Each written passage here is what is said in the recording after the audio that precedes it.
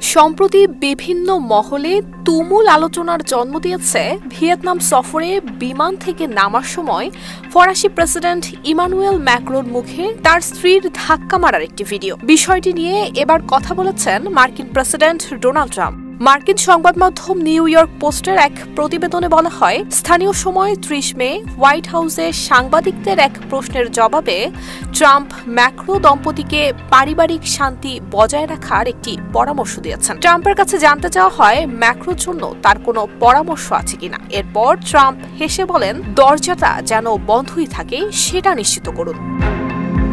Viral video সম্পর্কে Trump বলেন, ওটা খুব একটা ভালো দেখায়নি। মার্কিন প্রেসিডেন্ট আরও বলেন, আমি ম্যাক্রোর সঙ্গে কথা বলেছি এবং সে ঠিক আছে, তারা ঠিক আছে। তারা দুজন সত্যিই ভালো মানুষ। আমি তাদের খুব ভালো করেই চিনি। আমি ঠিক জানি না এটা কি ছিল, তবে আমি তাকে খুব ভালো করে চিনি এবং তারা ঠিক আছে।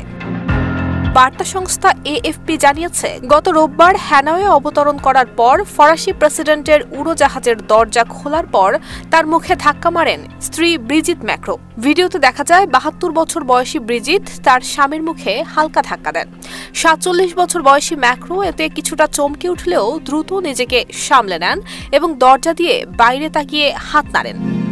মার্কিন প্রেসিডেন্ট ডোনাল্ড ট্রাম্পের সঙ্গে দীর্ঘদিন ধরেই ফরাসি প্রেসিডেন্টের বন্ধুত্বপূর্ণ সম্পর্ক রয়েছে। ট্রাম্প জানান, তিনি ওই ঘটনার পর ম্যাক্রোর সঙ্গে কথা বলেছেন। এদিকে ফ্রান্সের প্রেসিডেন্ট নিজেও জানিয়েছেন, ভিডিওটি নিয়ে যতটুকু আলোচনা হচ্ছে তা অতিরঞ্জিত। তিনি বলেন, এটি একটি গুজব এবং ভুল তথ্য ছড়ানোর প্রচেষ্টা। নুসরাত জাহান মেহেক, ঢাকা পোস্ট।